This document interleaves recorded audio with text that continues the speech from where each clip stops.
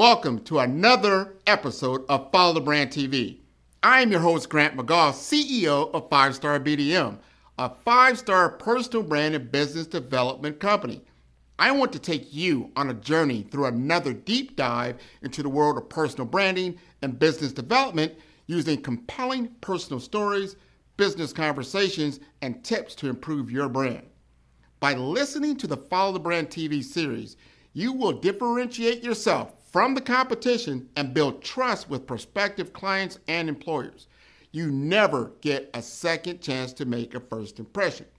Make it one that will set you apart, build confidence, and reflect who you are.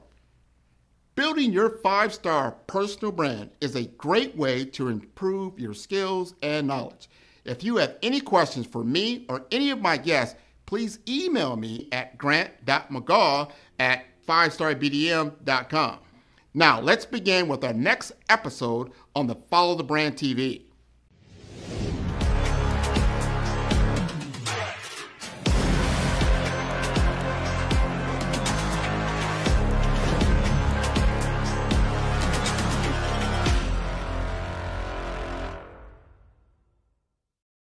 Five-Star BDM, Brand Development Masters, is a professional consulting and advisory group keenly focused on business development services for the small to mid-sized business and entrepreneurs. Although every business is unique, they often share business development challenges that can be addressed through smart branding. Services include process improvement and operations, digital strategy and transformation, business intelligence, digital marketing, and personal branding. Our business and personal branding company has helped a number of professionals and organizations to optimize and grow. This results in more business, more opportunities, better reach, positive outcomes. Visit www.5starbdm.com today to learn more. This is 2025. We're a $30 trillion economy, yet our indigenous population lives in third world poverty. This stark reality sets the stage for a story of transformation. Monique Allen highlights the broken promises. For every treaty established with Native Americans, we know it's been broken. Tribes face dire conditions, lacking clean water and battling addictions. Monique shares, "They told me I wouldn't make it past 12. Here I am at 53. God said otherwise." Monique's determination is unwavering. "I built my own table because nobody was going to give me a seat." Her innovative approach allows for modular clinics to be set up in just days, not years. "We don't want to colonize your data. We want to partner with you. This is about healing that can take place. I was sent here to be a generational blessing." Her story is one of resilience and empowerment, bridging gaps in healthcare access. Follow the Brand presents Building Healthcare Bridges with Monique Allen. It's a story of innovation, healing, and hope. Monique reminds us, if you don't have health, you don't have wealth. My name is Monique Allen. I am the CEO and founder of a company called Ma'at Enterprises. We are a woman-owned, tribally owned business that specializes on making our mission to improve the lives of Native Americans. And we are currently staffing Indian hospitals across the nation.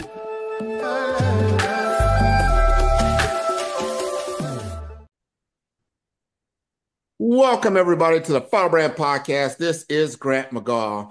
And this time, I'm going to take it all the way for myself and my family in the Midwest. I'm going to dedicate this show to the Santee Sioux tribe of Nebraska, the Dakota Nation. This is my family. A lot of people don't know that my ex-wife actually is a tribal member from the Santee Sioux tribe out there, just a little bit north of Omaha, Nebraska, a little bit to the south in the Minnesota, South Dakota area, a little bitty corner of that Nebraska world is where the Dakota Nation is.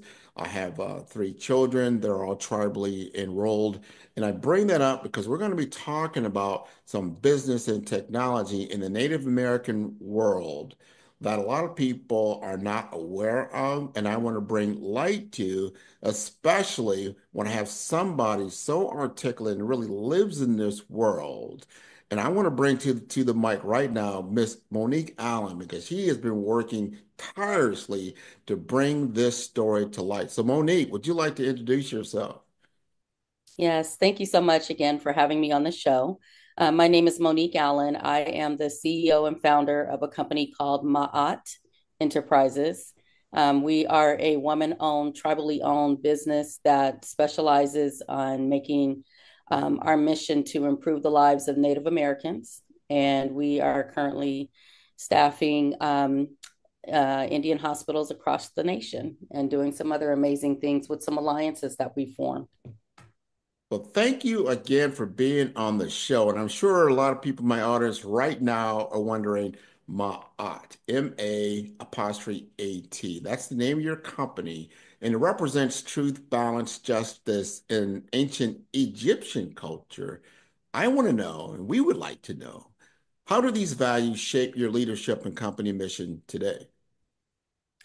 Well, when I was looking for a business name, I think it's most people typically name their companies either after themselves or they try to, make some type of connection from a personal standpoint.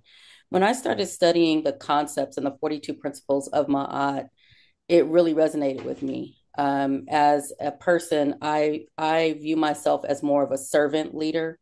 So it's not so much a dictatorship. What my goal is to be just a light in this world. Like I want my energy to be reflective of someone who made a positive impact. None of us are perfect, but I think that as we try to strive and live our best lives every day and showing up and trying to be the best person, those 42 principles resonated very closely to my heart. The whole concept of Ma'at and the Egyptian goddess, I've always viewed myself as a child of God. And, what better name than to encompass something that I've already viewed myself as. And then I want to share that concept and those principles with others in the world.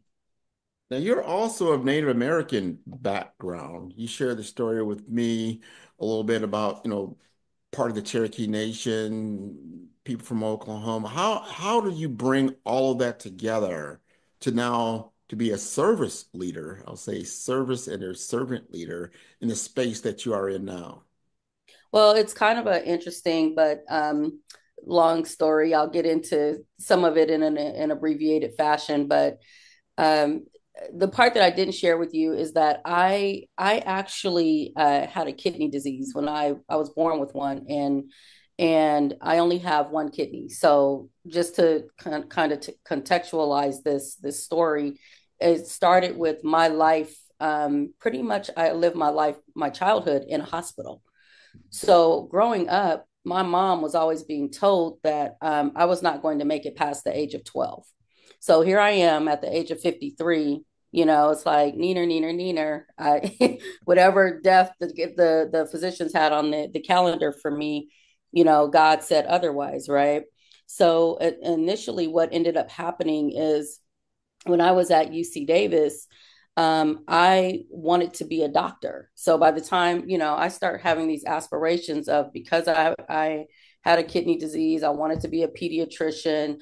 I was just familiar that world was a comfortable world for me. So I decided in my studies to try to pursue being a doctor until I nearly blew up the lab at UC Davis. So that didn't work out. And I was like, okay, little girl, I think you need to go into administration. We're going to go into a different aspect of healthcare. I don't think, being a pediatrician is really the road for you. And in going down that route, I was looking for my roots because I wanted to work on a tribal reservation, give back, set up my own clinics out there, and then, make an impact that way, and then go out into like, the regular commercial space and be able to help communities from that standpoint. Well, in the search for who we were as a family, mom, it came out that my mom, who initially did not know her biological father, we realized that my mom, she was born like in a home in Muskogee, Oklahoma, tribal area, and she's part of two tribes. So I'm sitting here thinking that it's my father's side of the family. You know, I knew that there was something going on there, but in hindsight, we realized that it was my mom. My mom is, you know, now the matriarch of our family, and she's getting to know, you know, her people from that side of the tribe and all of these contacts.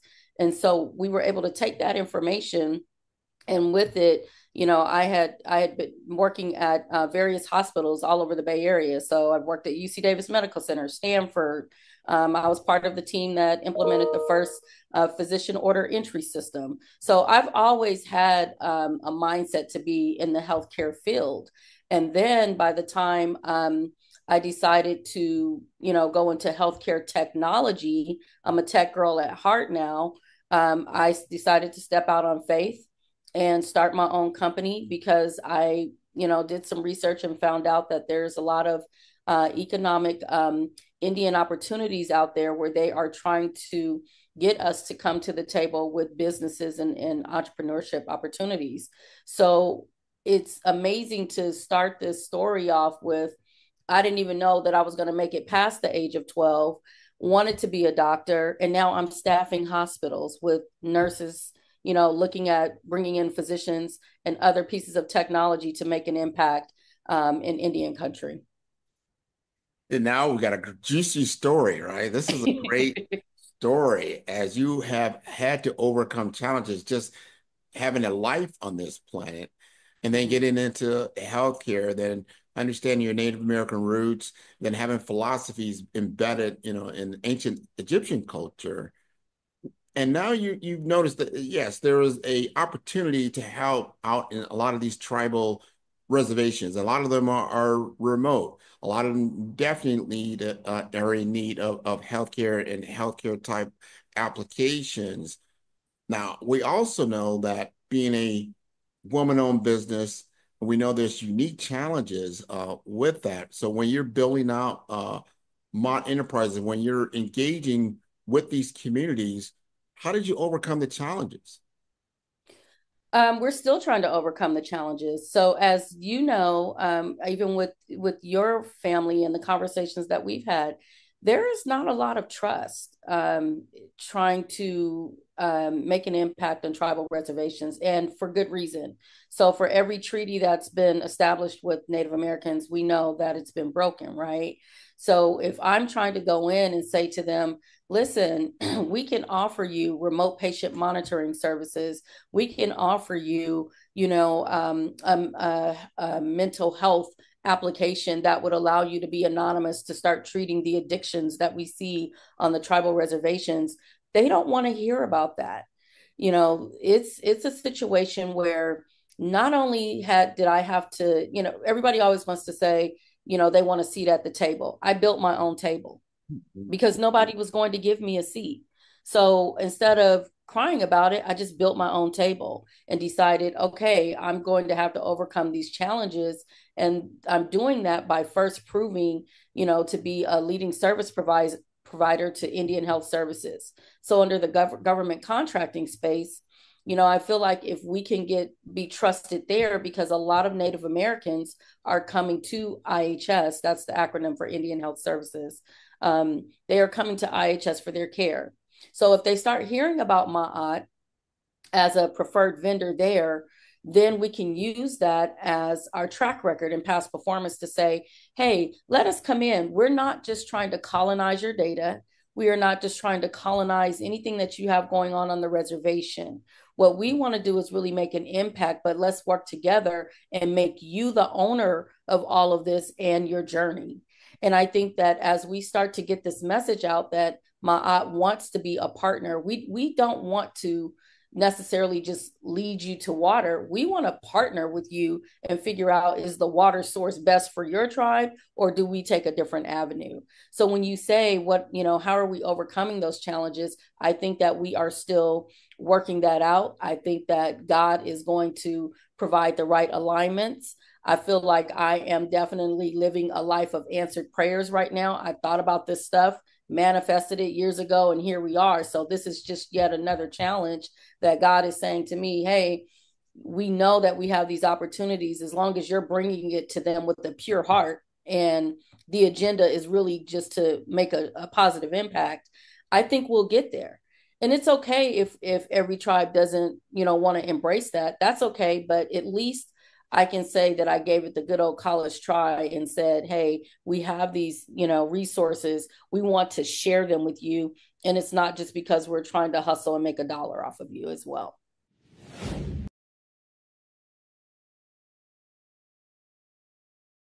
In the realm of healthcare, advocacy can be as crucial as science.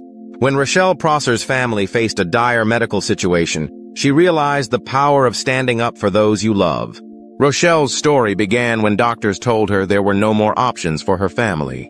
Refusing to accept this, she embarked on a journey that would not only change her family's life, but also inspire a broader movement in healthcare.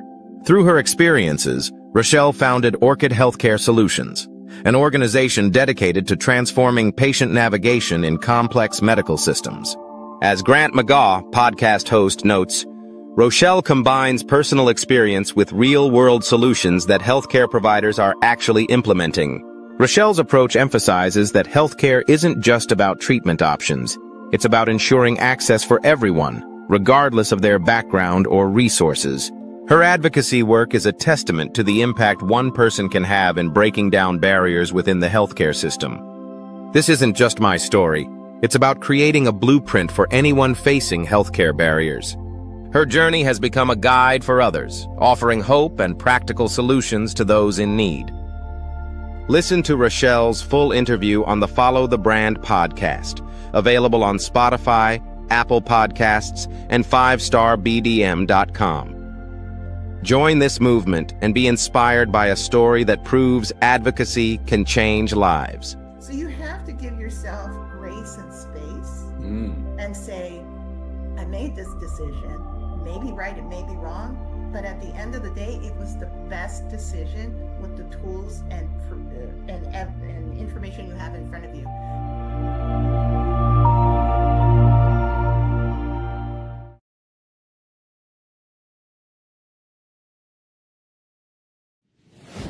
I'm glad you said that. It's so important to understand the context of where you're operating in.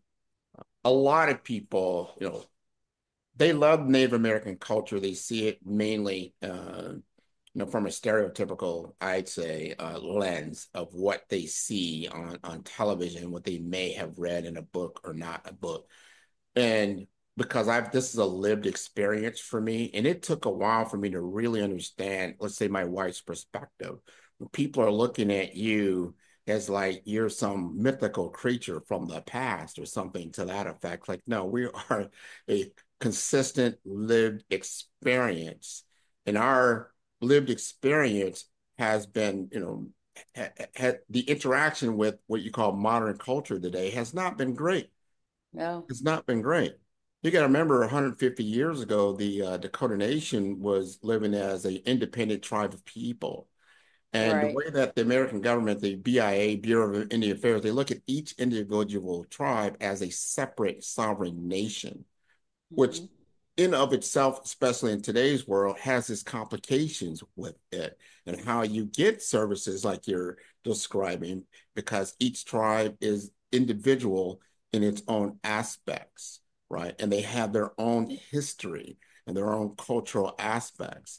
This is a nation of people who were, rudely interrupted by a different culture, was then, as you said, colonized in a very rude and inhumane manner, taught to not speak your language, to not participate really in your culture at all, to adopt my language, to adopt my culture, and adopt how I view you, which was not very good, and then send you back to this, what we call the reservation, which really is a POW camp. You were put out there in the middle of nothing to really be dependent completely upon government handouts for your survival, because your way of life was no longer in effect. You had no other choice but to live in this manner. And a lot of the treaties for your land per se. It's not like the tribes were not had something of value. They definitely had something of value that they extracted from them, and in return, they gave them very, very little. So there's a lot of distrust in these tribal nations when it comes to interaction, because every single treaty, as you stated earlier, has been broken. Everything that this culture has stated that they're going to do for you, they have gone back on. So every time they came to the table, as you said, with an agreement that was honored on one side, but not on the other. So now when you come to the table and say, hey, I am Mahat, and here I come to the table, I am Monique Allen, I'm here to help you. Of course, they're going to look at you. They're going to look at what's behind you like, oh, okay, I don't know how. I think you come in good spirit, but really, is this going to? Do you going to get the backing? Is this going to really come to fruition? You talked about even some different contracts recently about broadband, to bring broadband out to these communities through the government, through grants that we're still looking for today. Can you talk about that just a little bit? Absolutely. So under the Biden administration, and I think this was going through a couple of administrations, there has been an effort, a concerted effort to improve life on the reservations. So there was, I believe, a $900 million contract out there with the Department of Commerce, where they were supposed to be partnering with tribes and bringing basic broadband services to the reservations. And one of the requirements is that you had to partner with a tribe to do this, correct? And doing that, they never received the services. But you can best believe that the consulting companies, they're still working with the dollars that were given to them. We don't know where a lot of these projects are in terms of, their advancement. But what my point in all of this is, it's 2025. Why are we still needing to spend 900, that type of money, just to bring basic services? You're talking about some tribes who don't even have clean water. You're talking about, basic living necessities that a lot of tribal members, they're suffering. And then you've got some of the richest tribes in the Midwest, like Minnesota. They have, a very wealthy tribe out there, and they're utilizing their resources very well. So when somebody like me comes to the table, the first thing they're going to say, well, are you working with Cherokee Nation? Are they picking up, any of these resources? Are they working with you? And they're looking at it from the standpoint, well, if your own tribe isn't really picking this up, why should we work with you? Or, they feel like they can't just trust anybody coming in. And I understand that. But I think from the standpoint of what the government is trying to do, I think that, eventually there's going to have to be some type of trust established to get things done, because we can talk a good game, but if we're not really coming to the powwow with tree resources, and we're just saying, bringing a chair to the table and saying, oh, I really want to help, you then get the money and you never provide the help. It's just this repetitive cycle. And I appreciate the fact that you're bringing up this conversation. It's a very sensitive one. But I think too, it's almost like the tribal leaders, they're coming together to fight some inherent discriminatory things that are going on in Native country right now. But I think overall, it's still just, it surprises me that we are in this shape, given the fact that the United States considers itself to be one of the greatest nations in the world, right? And we've got tribal reservations that don't even have broadband and clean water, that are trying to figure out how to fight addictions. I mean, we're trying to figure that out outside of the community. It impacts all Americans, when you start getting into the issues of addiction and drugs, which reminds me, I kind of want to touch on one of the alliances. Is like, there's so many resources out there where we can do testing with like genomics, and you're very aware of what they're doing with frenetic, right? I had a conversation with a tribe that was based out of Nevada to try to get them to pilot some of these opportunities. They don't want to hear it, because the first question they have is, okay, you want our DNA, you want to provide all of this testing, you want to, look at our gene pool. What are you going to do with that after you're done? Do we own the data? I was just at HIMSS last week, and we were showcasing Ma'at for the first time, and I typically have attended that, more as an attendee and not as a business owner. But that was one of the first conversations we had, at the Native American workshops. Everybody was up in arms trying to figure out, well, even if you determine that they're not trying to colonize the data, who's in charge of their health record? Is it the individual, or is it the tribe? Does the chief get to decide they're going to share everyone's data, or is it that individual person? And I stood up, at that session, and I said, when I worked with the government, that was one of the things that we looked into. The privacy rules when it comes to how your health information is shared, it comes at the individual level. You have to empower people. You cannot make them feel like you are taking control of them and they have no power over the information that's being shared. So how do we get them to embrace the idea of having, their genes tested, so we could tell them, well, we can tell by this that, your family is prone to diabetes, or, somebody like me who has a kidney disease. I had a baby cousin who it happened to her. Everyone in the family was trying to figure out, where did this come from? And nobody had talked to me initially. And when I found out she was in the hospital, she was probably about 4 or 5 years old at the time.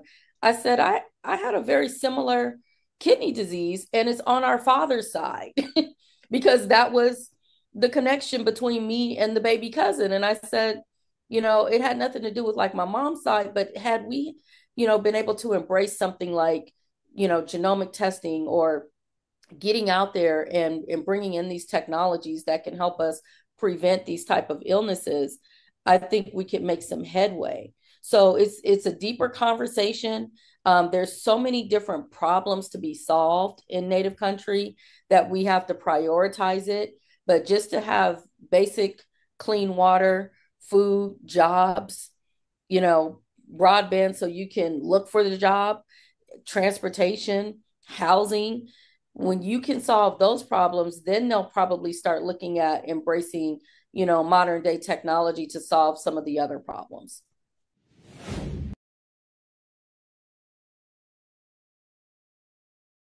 Imagine stepping into a doctor's office only to realize that the medicine prescribed to you was never tested on people like you. This unsettling truth is at the heart of health equity. The question looms, are we being left behind in the pursuit of health equity? Medical research lacks diversity. Health disparities continue to widen, raising concerns about whether the care we receive is truly tailored for us. Damon House asks, when you go to the pharmacy, when you trust your doctor, are you really getting care tailored for you? Or are you an afterthought? This stark reality challenges us to confront the biases ingrained in the medical system, which was not built for everyone. We're here to talk about the truth. The medical system wasn't built for everyone. And when we're not in the room, the science isn't built for us either. Their voices echo the need for change and inclusion in healthcare. Grant McGaw warns, clinical trials, precision medicine, artificial intelligence. The next wave of healthcare is coming, but will it include us? Damon adds, the reality is, if we don't take action now, the future of medicine will leave entire communities behind. The urgency to act is palpable as the future of healthcare hangs in the balance. The ACRP 2025 conference in New Orleans sets the stage for change. This isn't just a conversation, it's a call to action. The future of healthcare depends on who's in the room. Join the movement. Demand change. The future of health equity depends on us all. And what we're going to address today is how Black, brown, other underrepresented communities are not involved in that cycle and are being woefully left out on a consistent basis, meaning that treatments, medication, and so on and so forth is not tailored to us.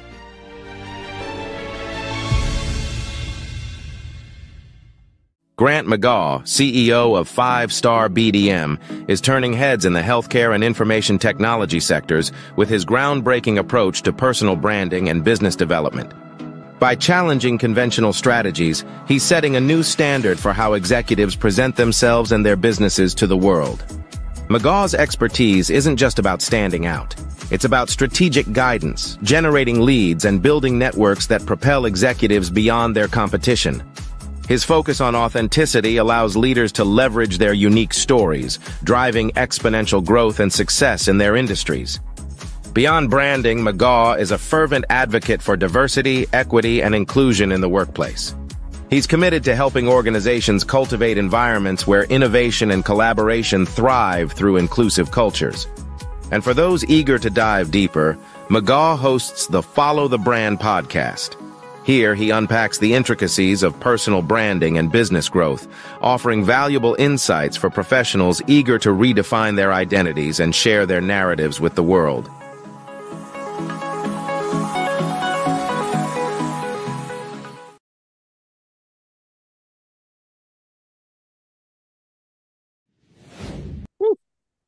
You have unpacked it. I mean, that is the issue and the problem, and understanding a people, a people in their own country. It's not like they are people in someone else's country. They are in their own country, have been a sovereign, independent people for a long time. There's a lot of pride there, right? A lot.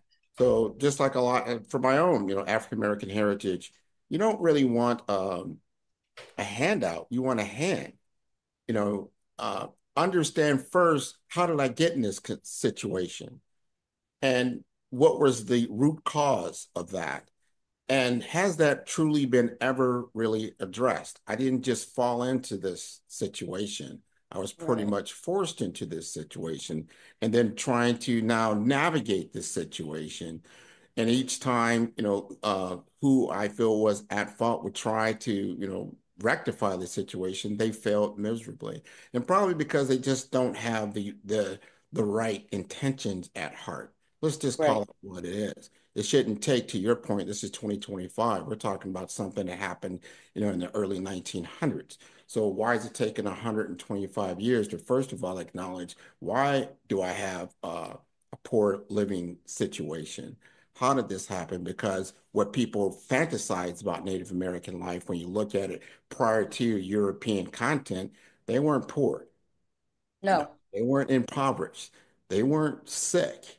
They didn't have disease, and they didn't have alcoholism. To them. So now you're like, maybe it's me. And maybe if that was acknowledged at first, and I always start at the very root of that, did you even apologize for this behavior? You say, you know what? I see where you're at. I see that I am definitely a cause of that. And the things that I've done to try to help you along that path really have been bad. And I haven't done a good job. I want to do better. I want to show you I want to do better, but I want to allow you, the sovereign nation, to tell me, how do you feel we should help you? Instead of me telling you what I think you should do, why don't I listen for once, listen and let you explain and tell me your story. And let's just see if we can be of some help. So with that said, tell us about what Mahat actually does and how you can be of service. Well, thank you for asking that question, because that's one of the things that I'm most proud of. Where we are right now, we are providing staffing. So we do a lot of healthcare staffing at the Indian hospitals across the nation. I mentioned that earlier. But one of the things that we're most proud of is to be able to provide staffing specifically for, those locations. Our biggest client is Phoenix Indian Medical Center, and also out in Bemidji. The other alliances that we formed that I'm so super excited about, it goes back to that story of wanting to work on the reservation as a doctor and everything else. I was selected and asked to be an advisory board member to an amazing organization called Hospitals Without Borders. Hospitals Without Borders has the ability to stand up modular clinics in a matter of days, not years. We've got tribes out there that are currently building medical centers that are going to take, millions of dollars to build. a little couple of years, we are modeling a concept where you can order a modular clinic and it can be stood up in a matter of 3 to 4 days. So think in terms of like, I'm aging myself when I say this, but like, the old school TV show MASH. Yes. So if you've got situations like what happened with the fires out out here in California, we could have stood up a modular clinic for them, a fully functioning surgery center, a pediatric clinic. They just work to provide the Vatican with a pediatric clinic as well. So one of the things that we're doing with Ma'at is providing that as an opportunity, for the tribes and IHS. We want all organizations to come to us and have a conversation about how can we best serve those needs? Because if you don't have health, you don't have wealth, right? That's the most, outside of time, I always tell this to people, the most priceless commodity that we own is what? Time. And then second after that is our health. So we know that healthcare is a multi-billion-dollar business. Illnesses and things like that are not going anywhere. But if we can position ourselves to be a leader in being the most responsive company out there in areas of staffing, and then we can now stand up a clinic for you. Hey, I would consider my work done if we can make an impact in that area. Additionally, one of the things that we're looking at is telehealth. I have an alliance with a company called Compsys, where we can provide a lot of virtual diagnostic testing and opportunities. A lot of times it's hard for us to get staffing out there in the remote areas. So for example, like the contracts in Montana that we have in these remote areas right now, there's areas in Arizona where they are calling for a nurse to take a helicopter and use a donkey to get up a road and provide staffing. So imagine if we could just get, some of these folks to embrace the idea of telehealth, where if nothing else, they can use the broadband that they need access to, and to dial in and at least get an initial screening. And then we can figure out how do we get them in for services. There's a company called Resonance where they built an app. You can cough into that app and it can give you a cursory screening of, do you have COVID? Do you have TB? Do you have RSV? And, for FDA purposes, they can't diagnose you, with the app, but at least a clinician can get a reading of that. It's then sent over and the doctor can say, okay, I need you to head to the ER right now because based on how you sound, you sound like you might have something pretty serious that needs to be treated at a medical center. So when you look at Ma'at sort of being, the triangle and the connector to all of these different opportunities, that's the goal in terms of the services and the provisions that we're trying to make for the community. My goal is to be one of the most responsive companies out there, not just to Native Americans, but to anybody that's in an underserved situation. I want to be there. I want to be able to help because I've been on the other end of that. Nobody is really promised tomorrow, but when they tell you that you're not going to make it past a certain marker in your life, things become a little bit urgent.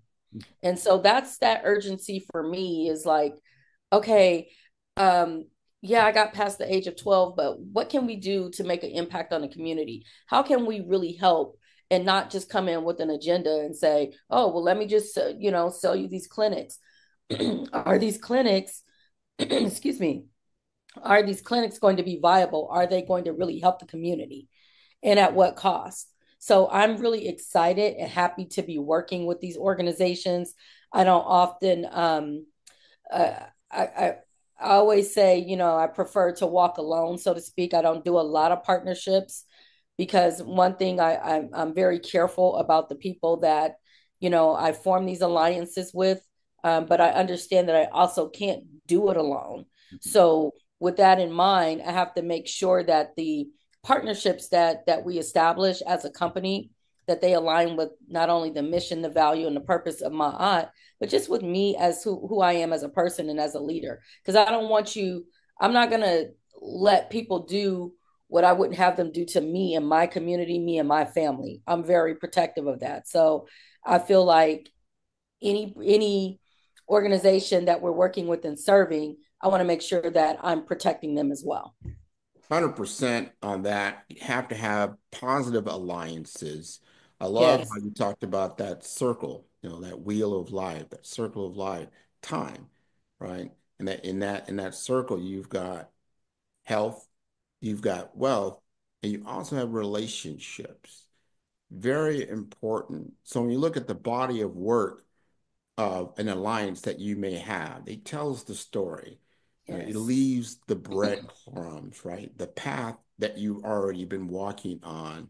Is this a path that are going to coincide with what you're doing to be of assistance? And you're right. There's so many rural communities throughout America that just don't have the resources when it comes to healthcare, right? No. From a technological plane. And when you look at technology, it actually works in two areas, if people really think about it. It's time, the collapsing of the window of time, speed to market, and then communication. Very, very good at different modalities of communication. So when you marry those two together to enhance healthcare, to enhance wealth, to enhance relationships, you can do certain things, but you have to have basic infrastructure, as you just Yes. talked about. That's really at a point. And I want to talk to my the we call the majority population, and they tune into my show and try to put yourself in the shoes of our Native American people. Is that we are in what we call a first world environment, right? We're a $30 trillion economy. We're the largest economy on earth. Yet the indigenous population here lives in third world poverty. And you wonder why is that? How come 360 million people can't be operating in the $30 trillion economy at scale? Why is that? What are we doing? Is it because we've just left them behind and we only look in the past at different history books and not want to go outside your own door, go drive out to a reservation and actually see what this looks like? And this is the result of ancestral challenges in the past that are still present today. I want people to truly understand the impact and the implications of all these different things that have happened over time that are still prevalent today, and that we have people like Monique Allen who say, hey, I see the situation. It's not going to just get solved in a boardroom. We got to get out in the trenches. We got to get out and we got to talk to people and find out what's on their agenda. What do you feel that we can do? And then, oh, by the way, this is something I can do for you. You're like, okay. And it's going to come down to that one thing. Well, what does it cost me? And now we're not talking about money.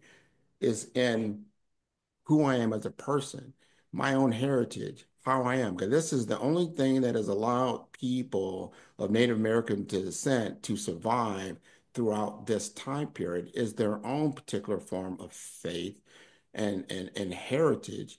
And they're not going to sacrifice that for anybody. So it has to be an alignment in that world, and then a healing can take place. I'm so happy that you're sharing exactly what you're doing from a Mahat perspective. And before we conclude this conversation, as we bridge a lot about innovation and culture, and then the impact on tribal communities, and you've talked a lot about your project, things that you're doing. I want to know about your particular leadership style and how you're going to bring a new future forth for your particular business.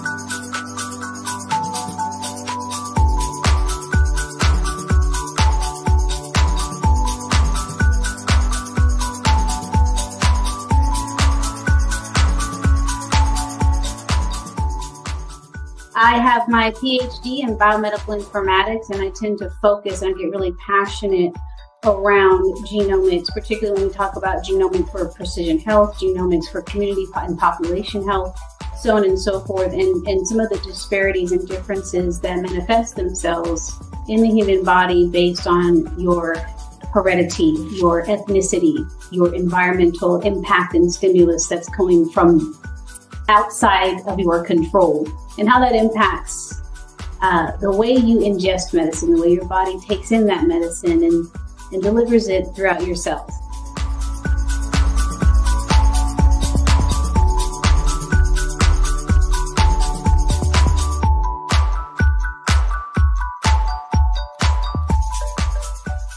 Even though the drug is the same, the dosage is the same, the age, weight, blood pressure, all of these other vital signs may be the same, but the drug may manifest itself differently between these two demographics, just simply based on the differences in their genetic history and in their genomes.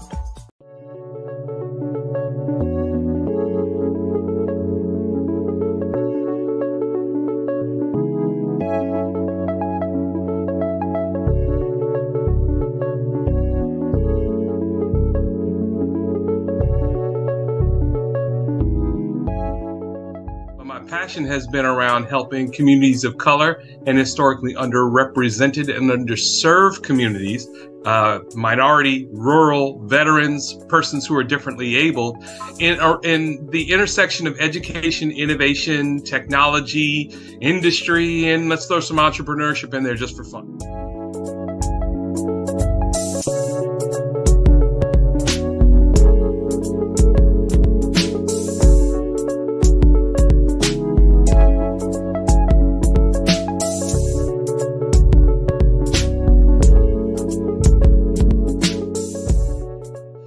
See more around innovation, incubators, accelerators. I love the idea of going from innovation to commercialization.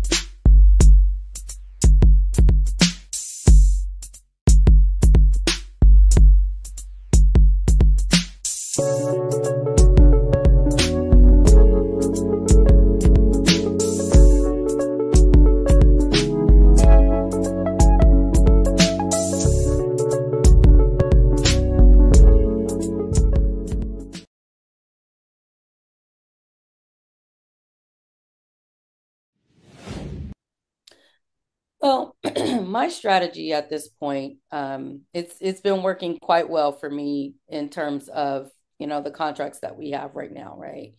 One of the things that I'm very proud of is because I lead by these 42 principles, it's really all relationship based. So my goal is to forge and align myself with energies that kind of match mine, where we all want to make a difference. We all understand our part in the story, and that there's no competition, so to speak, in trying to build this out. Whenever I've been interviewed for like past stories and press releases and things like that, one of the things that I always like to talk about is sometimes you have to build and be your own Mount Rushmore. And that's what I'm looking at this as. I am trying to build our own Mount Rushmore. And from the standpoint of bringing together the right people, that I think that is the core of the strategy. It's like, okay, Monique, you know that you cannot do this by yourself. And it's almost like, when you form these partnerships, it's like a marriage. You have to make sure that those are the right people that you're bringing to the table to help advance this, because we become a family. You become your own village, right? So I have to make sure that these tribes not only trust me, but that they also trust every partner that I'm bringing to the table. So in order for that to happen, there's a vetting, there's, interviewing and understanding like who they are at their core. And it's not just about, oh, I had a company approach me when I first got into this, just providing the staffing, and they wanted to partner with me, but it was because they had got removed from the contract and they were trying to, do a set aside for Indian enterprises, right? There's not enough Native American companies out there that are doing this, and that's okay. That we're part of a small group. I am proud to be part of that small group, but I'm also not going to turn around and let another company come back in and colonize Ma'at for money. And it's really based on the value, the value add that we're bringing to the table. So when you ask me that question, it's a lot of thought that I have to put into what are the relationships that I want? Who are the people that I want around me? One of my daily prayers, and I have no shame in saying this, I'm always asking God to keep me invisible to the people that don't mean this company and anything that I'm doing any good. Make me visible to those that I'm supposed to be in alliance with. And as long as I keep trusting him, I think that's going to happen. And I think that's the core of my strategy is my faith and understanding that no, you're not superwoman. You can't do this by yourself. Eventually, you have to forge those relationships, but make sure they're the right ones so that we can really make an advancement in the community and work together. So I want to be, a trusted source for the Native American community. And that's my goal. I feel like if I can be the trusted source, then, brick by brick, as everybody likes to say, social media, I'm building my For You page and my life around this whole concept. That is beautiful. That is so aptly stated. That brings us to our conclusion. I couldn't have, asked you to say that any differently. And before I let you go, I always ask this of my guests. Now you're toward the end of the podcast. How did you feel about this interview? I feel amazing about this interview. You have really given me a platform to tell the entire story. I usually leave bits and pieces out, and I feel like I finally was able to share the entire message. And it's like, I don't want to be a misery merchant and live in the past, but I understand the past and how it got me here.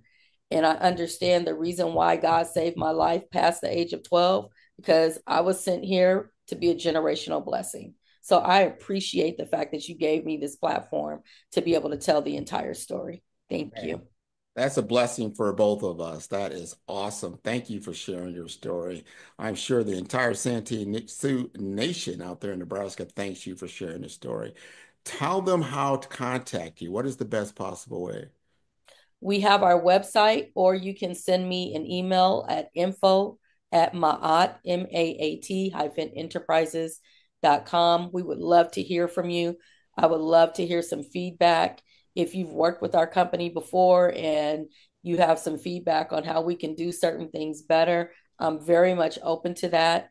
My goal in life is to make sure that, we can't please everybody. We're not tequila, but at the end of the day, at least if we can do, a semi-good job in listening to who's out there, that's how you can get to us.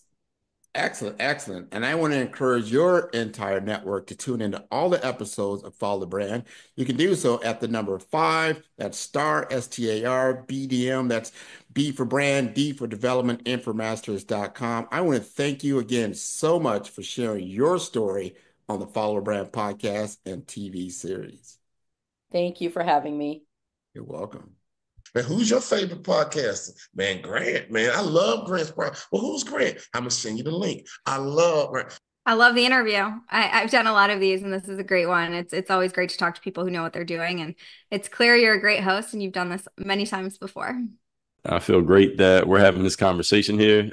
Met a new person in business who I previously didn't know. It was an amazing podcast. Grant is an amazing interviewer. I learned a lot. I really enjoyed this. Great questions, great talk track. Super appreciate you having me on. It's been a very fun episode to talk about a lot of things that I don't always get to dive into. So this has been a fantastic conversation. I wouldn't be where I am here today, of course, not on this stage. However, not in my current business projection and my current business model without working with you.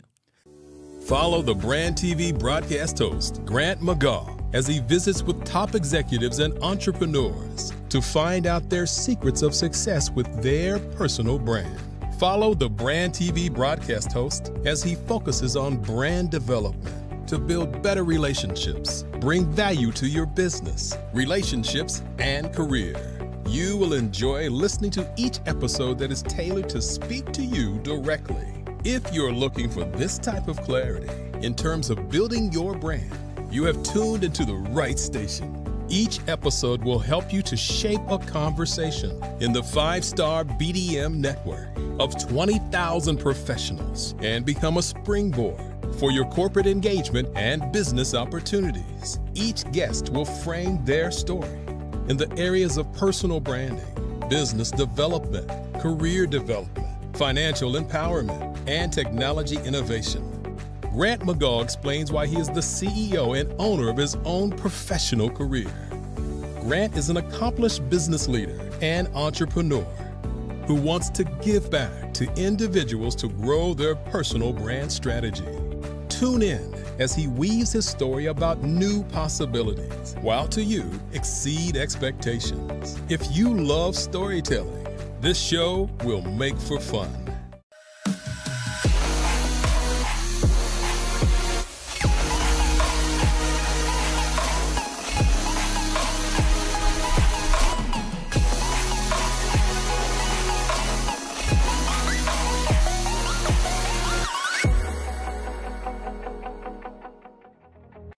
In 2009, Grant McGaw faced a pivotal moment at his local general hospital.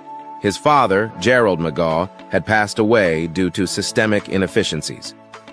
Dad always said systems fail when people forget there are human lives at stake, Grant recalls. This loss ignited his mission to transform inefficiency into empowerment, prioritizing people and progress framework. Gerald McGaw's values inspired the BRAVE framework, guiding Grant's work. It stands for bold, resilient, authentic, visionary, and excellence. These principles shape strategy and culture, fostering team engagement and innovation. As one leader noted, it's transformed how we approach challenges and opportunities alike, highlighting the framework's profound impact on organizations. Since 2020, Grant's mission has evolved into a professional movement. He empowers businesses through strategic services, brand development, technology integration, and community impact. His tailored strategies help organizations grow and adapt, while his initiatives drive positive social change, reflecting his commitment to creating meaningful, sustainable growth. The Follow the Brand platform is a dynamic ecosystem of insights and inspiration. Through weekly podcasts, a TV series, and live events, Grant fosters a community of forward-thinking professionals. This platform connects leaders, sharing journeys and discovering new growth pathways, extending its reach across diverse industries. Grant's work transcends business growth, focusing on building a better future. His initiatives include technology solutions for efficiency, community anti-bullying programs for our youth, leadership development, and platforms addressing social challenges. These efforts underscore his dedication to innovation with purpose, mentoring the next generation. Looking ahead, Grant aims to expand innovative services, grow the Follow the Brand ecosystem, and strengthen leadership programs. His vision includes launching community-focused initiatives, ensuring a lasting impact. As Grant often says, we're not just improving systems, we're enabling dreams, capturing his commitment to transformative change.